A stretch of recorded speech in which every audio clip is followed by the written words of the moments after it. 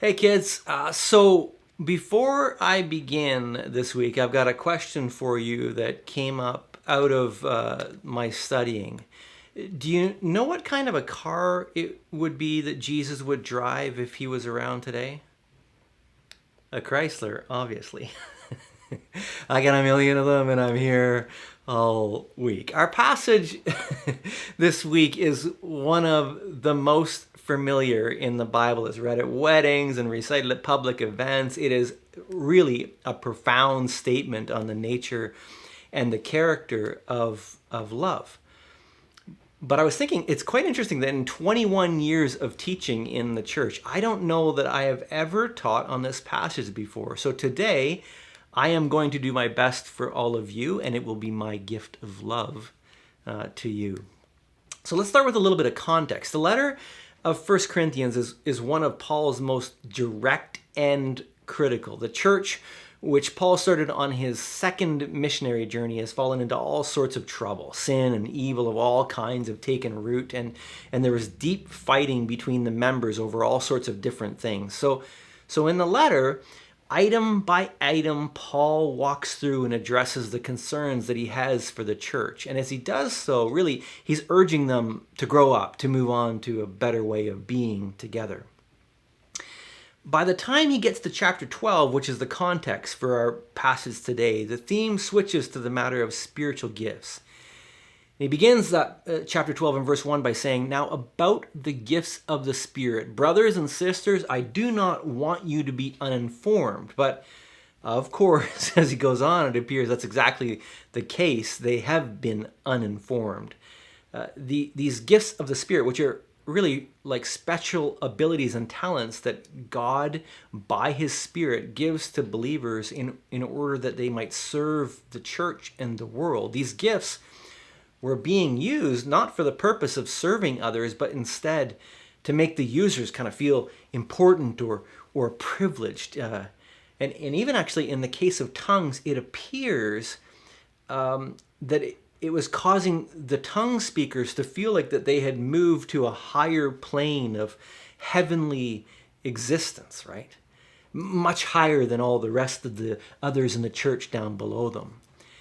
And so Paul begins in chapter 12 by telling the church that they're missing the point. He says in verse 4 of chapter 12, there are different kinds of gifts, but the same Spirit gives them out. And then in verse 7 he adds, "And to each one the manifestation of the Spirit has been given for the common good."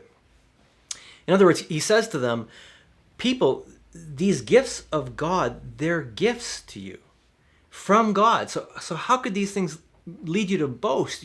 You're just the recipient of the gift. And these gifts they're given so that you might serve the common good. They're not for you. They're so you might serve others. That's really the context. And it's in this context then in chapter 13 arrives. And in that way then we realize the passage isn't really about romance or romantic love or weddings, so I think there's certain things that could apply, certainly, but it's about a church that's fighting over spiritual gifts and one person feeling better than the other.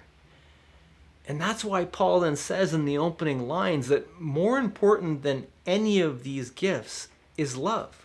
It's amazing. He says, if I speak in tongues, but I don't have love, I'm like a clanging cymbal, or if I have the most amazing gift of prophecy, but I'm a jerk, what's the point?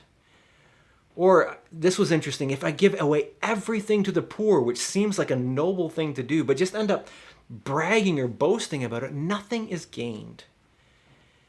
In other words, all of these amazing things, these gifts and these talents, they're useless to us if we aren't people of love.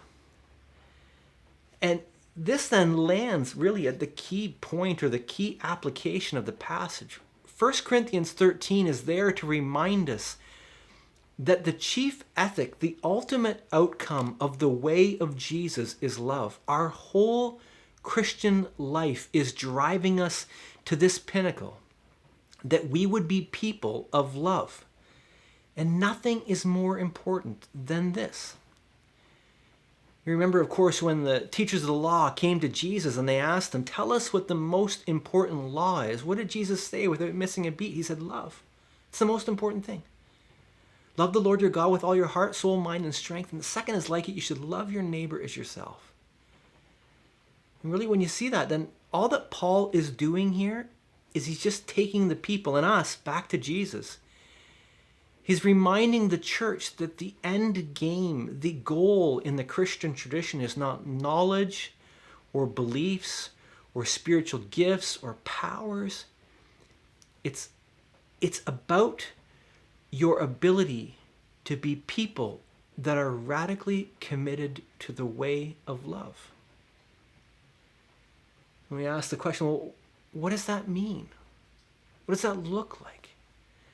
And again, we can go back to Jesus. In John chapter 13, as Jesus is preparing his disciples for his coming crucifixion, he looks at them and he says these words. He says, my command is this, love each other as I have loved you. This is the command of Jesus.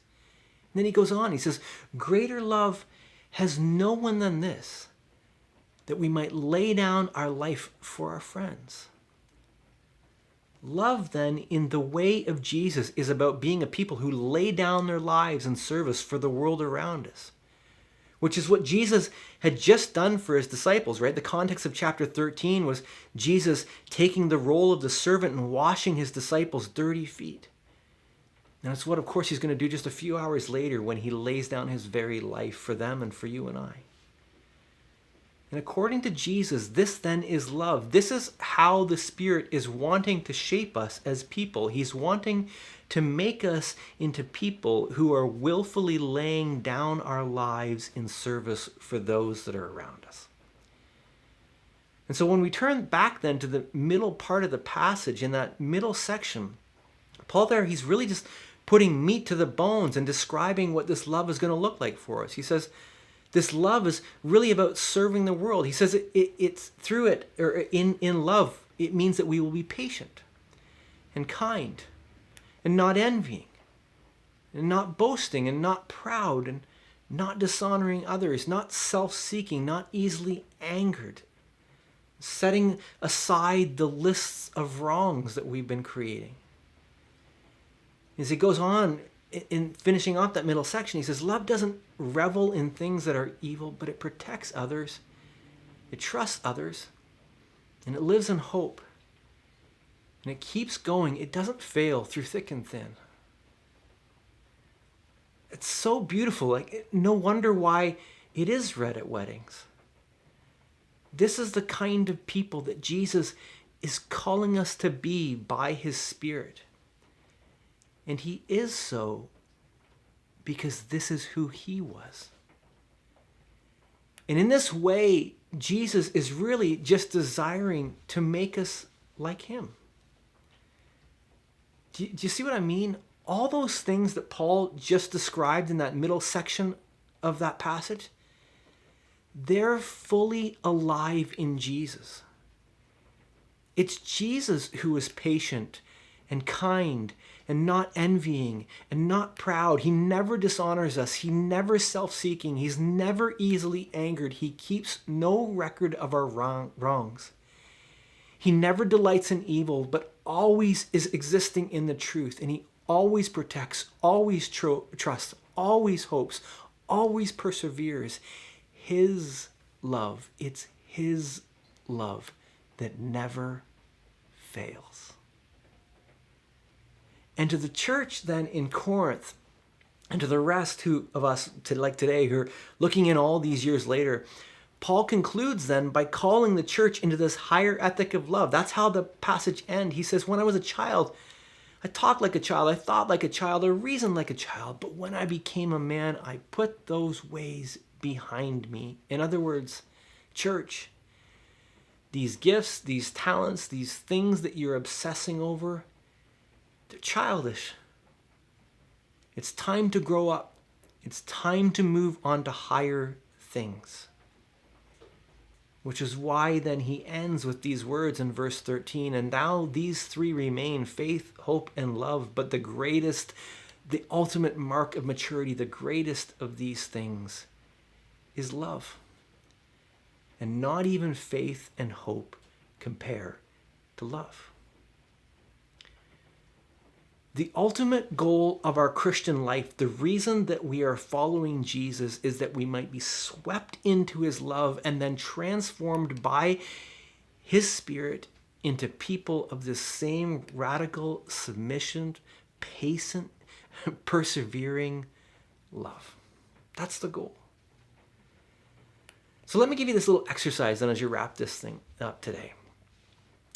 Maybe you can go back and read the verses 4 to 7 again, that middle section. As you do so, ask the Holy Spirit to illuminate for you how you are currently experiencing Jesus' love. Maybe, for example, you will be reminded by the Spirit of the ways of God's patience with you, or of his protection over you, of his never keeping a record of wrong, those kinds of things. Think about it and ask the Holy Spirit to reveal to you how you right now are experiencing the love of God. And then along with this, ask him to highlight. Maybe there's a way in there or something on that list that he's wanting by his Spirit to grow up in you. Perhaps it's your patience that needs to increase, or your kindness. And share these things with each other and use them to pray that you will grow up and mature up in these ways in the weeks ahead. Because the greatest of these things is love, right? So with that, may you know and experience the love of God for you today. Much love to you. The peace of Christ.